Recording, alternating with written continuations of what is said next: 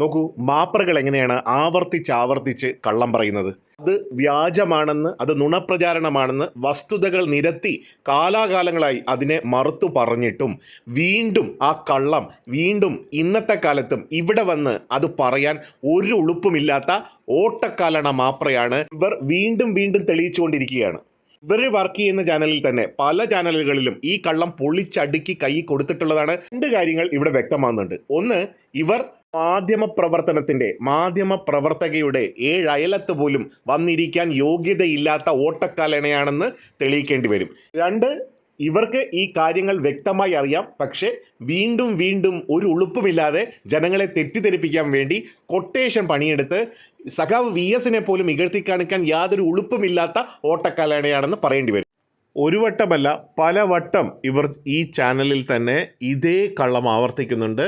കഴിഞ്ഞ ദിവസവും നിലമ്പൂർ തെരഞ്ഞെടുപ്പുമായി ബന്ധപ്പെട്ട ഒരു ചർച്ചയ്ക്കിടയിൽ ഇവർ ഇതേ കള്ളം വീണ്ടും പറയുകയാണ്. നമുക്ക് ഇതൊക്കെ ഒന്ന് കാണാം. ഒരു ഘട്ടത്തിൽ VS പോലും നടത്തിയ പ്രതികരണം വലിയ വിവാദമായിരുന്നതാണ്. അവിടെ വിദ്യാഭ്യാസപരമായി പിന്നാക്കം നിന്നിരുന്ന ഒരു ജില്ല വളരെ പെട്ടെന്ന് തന്നെ മുന്നിലേക്ക് വരുന്നു. പ്രത്യേകിച്ച് പെൺകുട്ടികൾ പഠനത്തിൽ വളരെയധികം മുന്നോട്ട് വരുന്നു. എൻട്രൻസ് പരീക്ഷാ ഫലത്തിലൊക്കെ അവർ മുന്നോട്ട് വന്ന ഘട്ടത്തിൽ VS ഒരു ഘട്ടത്തിൽ പറഞ്ഞിട്ടുണ്ട് കോപ്പി അടിച്ച് പാസ്സായതാണ്. അന്ന് വലിയ ശക്തമായ വിമർശനമുയർന്നു, വലിയ പ്രതികരണങ്ങൾ അന്ന് രാഷ്ട്രീയമായി. മുമ്പ് VS അച്യുതാനന്ദൻ അവിടെ നിന്നും നല്ല വിജയ ശതമാനം ഉണ്ടായപ്പോൾ കോപ്പി അടിച്ചിട്ടുള്ള വിജയമാണ് എന്നുള്ള പരാമർശം നടത്തുന്നു. അങ്ങനെ കുറേ കാര്യങ്ങളായി ഇവിടെ ഓർമ്മിപ്പിക്കുന്നു.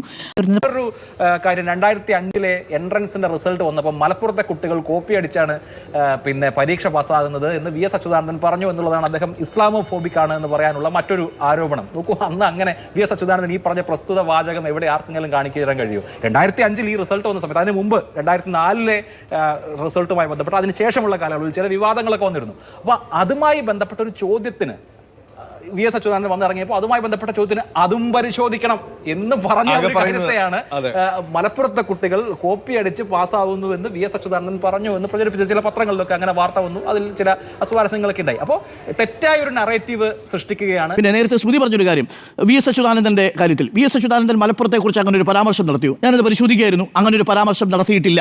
2005 എൻട്രൻസ് പരീക്ഷയുടെ റിസൾട്ട് വരുന്ന സമയത്ത് അന്ന് നാലകത്ത് സൂപ്പിയോട് വിദ്യാഭ്യാസ മന്ത്രിയായിരിക്കുന്ന സമയത്ത് മലപ്പുറം ജില്ലയിൽ കൂടുതൽ എൻട്രൻസ് റിസൾട്ടിന് കൂടുതൽ വിജയികൾ വരുന്ന സാഹചര്യം മാധ്യമപ്രവർത്തകർ ചോദിക്കുന്നു. വിദ്യാഭ്യാസ മന്ത്രിയുടെ ജില്ലയിൽ നിന്ന് തന്നെ കൂടുതൽ ആളുകൾ വരുന്നു. സമ്പന്നരുടെ മക്കൾക്ക് ഏതെങ്കിലും തരത്തിൽ അവിഹിതമായി ഈ റാങ്ക് ലിസ്റ്റിൽ കടന്നു കയറാൻ സാധിച്ചിട്ടുണ്ടോ? അന്ന് വലിയൊരു ഹൈക്കോടതിയിലൊരു സത്യവാങ്മൂലമുണ്ട്. അന്ന് പരീക്ഷാ കൺട്രോളർ കൊടുത്തിരിക്കുന്നതാണ്. ചോദ്യപേപ്പർ ചോർച്ച അടക്കമുള്ള വിഷയം ചർച്ച ചെയ്യപ്പെടുന്ന സാഹചര്യം. അന്ന് പറഞ്ഞത് എന്താണെന്നറിയാമോ?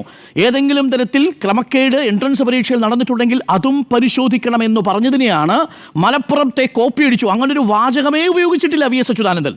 അങ്ങനെ കോപ്പി അടിച്ചു എന്നൊരു വാചകമേ ഉപയോഗിച്ചിട്ടില്ല എന്നുള്ളതാണ്. ഇതാണ് പരക്കെ ഈ തെറ്റിദ്ധാരണ ഉയർത്തുന്ന തരത്തിലുള്ള ആരോപണങ്ങൾ വരുന്നത്. അപ്പൊ ഇതൊക്കെ ഈ പ്രതികരണങ്ങളും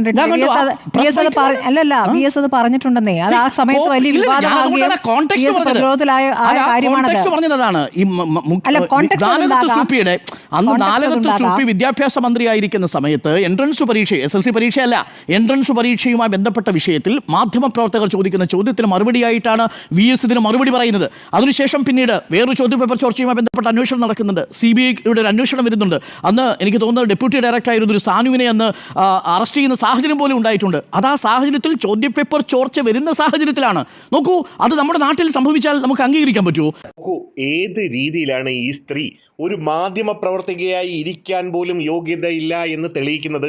എത്രയോ തവണ ഇതിനെപ്പറ്റിയുള്ള വിശദമായ വസ്തുതകൾ പുറത്തു വന്നിട്ടുള്ളതാണ്. അതൊന്ന് അനലൈസ് പോലും ചെയ്യാതെ വന്നിരുന്നു കൊണ്ട് ഈ വിഡ്ഢിത്തം ഇവിടെ വന്ന് വിളമ്പാൻ ഇവർക്കല്ലാതെ മറ്റാർക്കാണ് കഴിയുക? മറ്റൊരു മാധ്യമ പ്രവർത്തകൻ പറഞ്ഞതുപോലെ ഒരു എൻട്രൻസ് റിസൾട്ടുമായി ബന്ധപ്പെട്ട് മുസ്ലിം ലീഗ് നേതാവ് നാലകത്ത് സൂപ്പി വിദ്യാഭ്യാസ മന്ത്രിയായിരുന്ന കാലത്ത് എൻട്രൻസ് റാങ്ക് ലിസ്റ്റിൽ കൃത്രിമം കാട്ടാൻ തന്നോട് ആവശ്യപ്പെട്ടുവെന്ന് അന്നത്തെ പ്രവേശന പരീക്ഷാ കൺട്രോളറായ അൽഫോൻസ് കണ്ണന്താനം കേരള ഹൈക്കോടതിയിൽ നൽകിയ സത്യവാങ്മൂലത്തിൽ അറിയിച്ചിരുന്നു.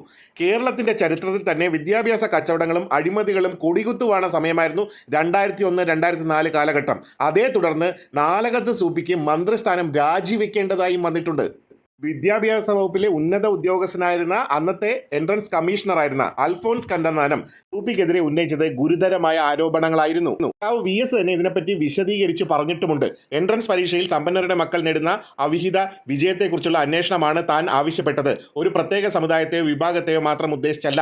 വിദ്യാഭ്യാസ മന്ത്രിയുടെ ബന്ധുക്കൾക്ക് നേരെ ഉണ്ടായ ഗുരുതരമായ ആരോപണങ്ങളെക്കുറിച്ചും പത്രമാധ്യമങ്ങളിൽ വന്ന റിപ്പോർട്ടിന്റെ അടിസ്ഥാനത്തിലുമാണ് ഇത്തരം ഒരു ആവശ്യം ഉന്നയിച്ചതെന്ന് പിന്നീട് VS വിശദീകരണം നൽകിയിരുന്നു.